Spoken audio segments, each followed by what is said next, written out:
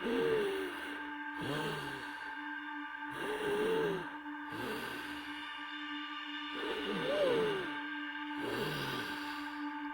सांस लेने में परेशानी और सीने में तेज दर्द होगा। आपकी चखने और सूंघने की इंद्रियां काम नहीं करेंगी और आपकी सांसें ऐसी चल रही होंगी जैसे आप अभी अभी किसी 3 मंजिला इमारत की सीढ़ियां चढ़कर आए हों। ये लक्षण बताते हैं कि अब आपको अपने स्थानीय अस्पताल के आपातकालीन विभाग में जाने की जरूरत है। आपका इलाज कैसे होगा? आपको वेंटिलेटर पर कब रखा जाएगा? और कैसे आप पूरी तरह से स्वस्थ होने के बावजूद भी कोरोना के एक भयानक केस के शिकार हो सकते हैं। आप देख रहे हैं क्या हो अगर, और यह है क्या हो अगर आप कोरोना की वजह से अस्पताल में भर्ती हो जाएं। जल्दी करने से पहले अपने डॉक्टर को कॉल करें या अस्पताल जाकर अपने लक्षण बयान करें।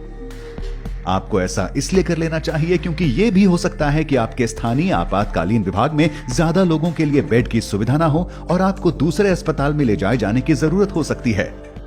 या हो सकता है कि आपके लक्षणों को इतना गंभीर ना समझा जाए कि उसके लिए अस्पताल की जरूरत हो। तो बेहतर यही होगा कि एक बार फोन पर जानकारी ले लें। लेकिन एक बार भर्ती होने पर नर्स आपकी कोरोना की जांच करेंगी। ज्यादातर मरीजों के खून के नमूने लेने के बाद उनकी कई जांचें की जाएंगी। इसके बाद डॉक्टर आपके फेफड़ों की आवाज सुनेंगे और फिंगर मॉनिटर के जरिए ये देखेंगे कि शरीर में ऑक्सीजन का स्तर कितना है। ये क्यों किया जाता है? क्योंकि अगर आपको कोविड-19 की गंभीर समस्या हो चुकी है तो शरीर में ऑक्सीजन कम होने लगेगी। चूंकि इससे आपके अहम अंगों को जानलेवा खतरे हो सकते हैं, इसलिए आपको 2 पतली नलियों के जरिए ऑक्सीजन दी जाएगी। ये नलियां या तो सीधी या मास्क के जरिए आपकी नाक तक जाती हैं। इसके बाद आपके सीने का एक्सरे या सीटी स्कैन किया जाएगा ताकि डॉक्टरों को इसकी जानकारी मिल जाए कि आपके फेफड़ों के किन हिस्सों में जलन की समस्या है। एक सीटी स्कैन या कंप्यूटराइज्ड एक्सियल टोमोग्राफी एक ऐसी जांच है जिसमें एक्सरे और कंप्यूटरों के जरिए बगैर किसी दर्द के आपके शरीर की क्रॉस सेक्शनल छवि मिलती है। सीटी स्कैनर एक बड़ी चौकोर या गोल एक्सरे मशीन होती है जिसके बीचों बीच एक गोलाकार टनल होता है। यहां से डॉक्टर आपके सीने को देख पाते हैं। आपके सीटी स्कैन के दौरान आपको एक टेबल पर लिटाया जाता है। ये टेबल धीरे धीरे टनल से गुजरती है। गैंट्री नाम की एक बड़ी रिंग आपके शरीर के इर्द गिर्द घूमती है। इसमें एक ऐसी ट्यूब होती है जिससे एक्सरे किरणें निकलती हैं और एक डिटेक्टर जिससे शरीर में रेडिएशन का पता लगाया जाता है। गैंट्री के घूमने से ये किरणें अलग अलग एंगल से आपके शरीर की तस्वीरें लेती हैं। फिर ये सारी सूचना कंप्यूटर तक जाती है जहां आपके फेफड़ों के 3D मॉडल की तस्वीर तैयार होती है। इससे डॉक्टर आपके कोरोना संक्रमण की गंभीरता तय कर पाते हैं। जब आपके डॉक्टर के पास आपके कोरोना संक्रमण से जुड़ी सारी जानकारी आ जाती है, तब आगे का इलाज किस तरह से किया जाता है? कुछ मरीजों को एंटीबायोटिक दिया जा सकता है। यह दवा सीधे कोरोना से नहीं लड़ती, लेकिन इस दिशा में कारगर हो सकती है कि आपके फेफड़ों में कोई दूसरा बैक्टीरियल संक्रमण ना हो। लेकिन चूंकि अभी खास तौर पर कोरोना के लिए कोई दवा नहीं है, ऐसे में सारी जिम्मेदारी आपके शरीर में रोगों से लड़ने वाले सिस्टम यानी इम्यून सिस्टम पर होती है। ऐसे में आशा यही है कि आपका शरीर वायरस से लड़ पाए और ये कि ऑक्सीजन थेरेपी और देखभाल आपके लिए कारगर साबित हो। अगर सब कुछ सही दिशा में जाता है तो आपका रोगों से लड़ने वाला सिस्टम धीरे धीरे वायरस को मार सकने जितने एंटीबायोटिक पैदा कर लेगा। लेकिन क्या हो अगर आपकी स्थिति और खराब होने लगे? ऐसे में हो सकता है आपको सांस लेने में दिक्कत, बुखार, तेज सर दर्द और उल्टी आने जैसी स्थिति का सामना करना पड़े। अगर खून में मौजूद ऑक्सीजन का स्तर ज्यादा गिरने लगता है, तब डॉक्टर आपके इलाज में तेजी लाते हुए आपको हाई फ्लो नेजल ऑक्सीजन पर रखेंगे। इसका मतलब ये हुआ कि एक मशीन आपके शरीर के तापमान के अनुसार साफ हवा को आपकी नाक में धकेल रही होगी। ऐसे में आपको 100% तक की कॉन्सेंट्रेशन में हर मिनट 60 लीटर जितनी ऑक्सीजन दी जा सकती है। हालांकि इसको लेकर एक चिंता यह भी है कि ऐसा करने से वायरस हवा में घुल सकता है और आसपास मौजूद मरीजों, कर्मचारियों या दूसरे लोगों को संक्रमित कर सकता है। इस खतरे से बचने के लिए कुछ अस्पतालों में नेगेटिव दबाव वाले कमरे होते हैं। ये अलग थलग बनाए गए ऐसे कमरे होते हैं जो एक खास तरह के वेंटिलेशन सिस्टम से लैस होते हैं। यहाँ की हवा उल्टे दबाव के चलते कमरे से बाहर नहीं जाती। इस हवा को यहाँ से एक फिल्टर सिस्टम के जरिए बाहर कर दिया जाता है। अफसोस इस बात का है कि हर अस्पताल में ऐसे कमरों की सुविधा नहीं होती।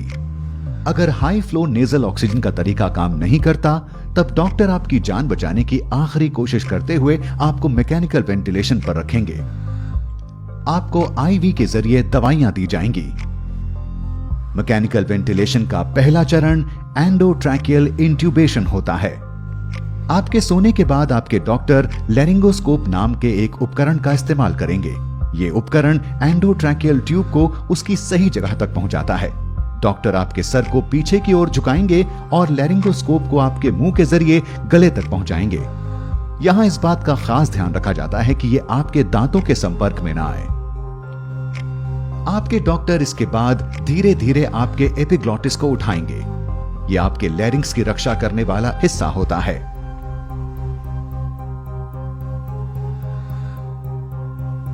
एक बार ये ट्यूब अपनी जगह पहुंच जाए, फिर डॉक्टर एक छोटा गुब्बारे जैसा आकार ट्यूब के इर्द गिर्द बना देंगे ताकि ये अपनी जगह से ना हिले। इसके बाद वो लैरिंगोस्कोप को हटाएंगे और ट्यूब को आपके मुंह के कोने में चिपका देंगे। आपके डॉक्टर ये ध्यान रखेंगे कि ये ट्यूब ठीक तरह से आपकी सांस की नली के निचले हिस्से में लगी हुई हो। ये करने के लिए आपके फेफड़ों को एक खास बैग की मदद से फुलाया जाएगा और फेफड़ों की दोनों ओर से आने वाली सांस की आवाज को सुना जाएगा। अगर ट्यूब बहुत नीचे है तो दोनों फेफड़ों में एक समान हवा नहीं जाएगी। कुछ मामलों में ट्यूब की सही जगह सुनिश्चित करने के लिए इंट्यूबेशन के तुरंत बाद एक्सरे लिया जाता है। एक बार ये एंडोट्रैकियल ट्यूब अपनी सही जगह पर लग जाए, फिर आपके डॉक्टर इसे मैकेनिकल वेंटिलेटर से जोड़ देंगे, जहां एक खास तौर से डिजाइन किया पंप होता है। इस पंप के जरिए आप ऑक्सीजन की भरपूर मात्रा वाली हवा अपने फेफड़ों में लेते हैं और कार्बन डाइऑक्साइड को छोड़ पाते हैं। शरीर में ऑक्सीजन और कार्बन डाइऑक्साइड के स्तर पर नजर रखी जाती है ताकि यह सुनिश्चित किया जा सके कि वेंटिलेटर ठीक तरह से काम कर रहा है। तो अब आप सो रहे हैं और एक मशीन आपकी सांसों का ख्याल रख रही है। इस पड़ाव पर आपके बच पाने की कितनी संभावना है? बदकिस्मती से US agency for international developments emerging pandemic threat program के पूर्व हेड और संक्रमित बीमारियों के जानकार डॉक्टर डेनिस कैरल का मानना है कि वेंटिलेटर पर पहुंचे कुल कोरोना मरीजों में से केवल 1/3 ही जिंदा बचे रह पाते हैं। वेंटिलेटर का ज्यादा लंबे वक्त तक इस्तेमाल भी एक मरीज के लिए घातक साबित होता है। तो अगर आप इन हालातों में बचे रह जाते हैं, आपके लिए आगे का रास्ता अब और भी लंबा होने वाला है। इस बीमारी के फैलने के शुरुआती दिनों में कुछ अस्पतालों ने शुरुआती इलाज के दौरान ही मरीजों को वेंटिलेटर पर रखा था। इसके पीछे की वजह यह भी थी कि ऐसे इलाज से वायरस को हवा में फैलने से रोका जा सकता है।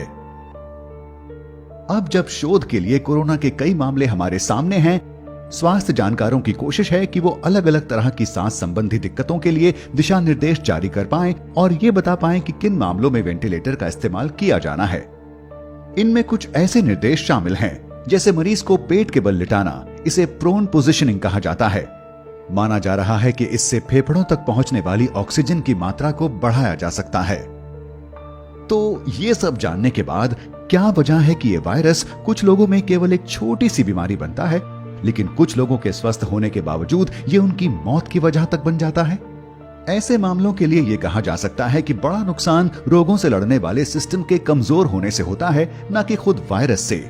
सीधे शब्दों में, जब आपके शरीर के किसी सेल को किसी बाहरी खतरे या वायरस का अंदेशा होता है, तो वो सबसे पहले खुद को खत्म कर लेता है। ऐसा इसलिए कि वो बाकी सेलों तक ये संक्रमण पहुंचने से रोक पाए और आपकी रक्षा कर सके। ऐसा इसलिए हो पाता है कि आपके इम्यून सिस्टम के सेल यानी मैक्रोफेजेस सिग्नल देने वाला एक छोटा प्रोटीन छोड़ते हैं जिसे साइटोकाइन कहा जाता है। इनमें से कई प्रोटीन सेल के मरने के पीछे की वजह होते हैं। जब कई सेलों में एक साथ ऐसा हो रहा होता है तो इससे टिश्यू का काफी नुकसान हो सकता है। स्वास्थ्य जानकार इस प्रक्रिया को साइटोकाइन स्टॉर्म कहते हैं। कोविड-19 होने पर नुकसान फेफड़ों के टिश्यू का होता है। इससे फेफड़ों की छोटी थैलियों की दीवारें एक तरह का तरल छोड़ने लगती हैं, जिससे निमोनिया होता है और खून में ऑक्सीजन की कमी होने लगती है। आपके ज्यादातर सेल साइटोकाइन के बेरोक स्तर के चलते दम तोड़ने लगते हैं। ये आपके फेफड़ों का तब तक नुकसान करता है जब तक वो ऐसी स्थिति में ना पहुंच जाएं जहां से सुधार मुश्किल है। आपका शरीर अब खुद का ही नुकसान कर रहा होगा। साइटोकाइन स्टॉर्म कोरोना के गंभीर मामलों के मरीजों में एक आम बात हो चुके हैं और कई मामलों में लोगों की मौत के पीछे की वजह भी यही है। आप में ये साइटोकाइन स्टॉर्म होगा या नहीं, ये काफी हद तक आपके जीन्स पर भी निर्भर होता है। H1N1 फ्लू वायरस के मरीजों में ये पाया गया है कि जिनमें ये साइटोकाइन स्टॉर्म आया वो काफी हद तक जेनेटिक कारणों से था। अब ये काफी हद तक संभव है कि बढ़ती उम्र के साथ ये जेनेटिक इम्यून विकार आप में भी विकसित हो जाएं।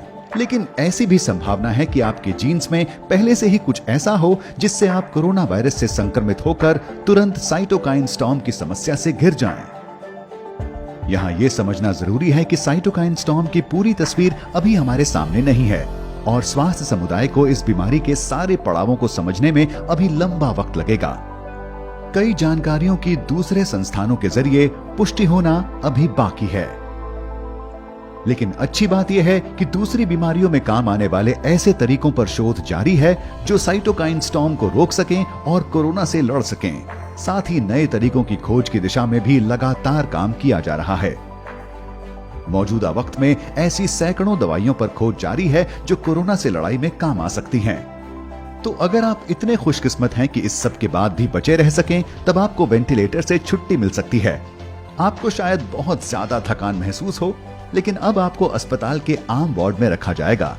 आप इस जगह तब तक रहेंगे जब तक आपके शरीर की ऑक्सीजन सुरक्षित लेवल तक नहीं आ जाती। इसके बाद आपको अस्पताल से छुट्टी मिल सकती है।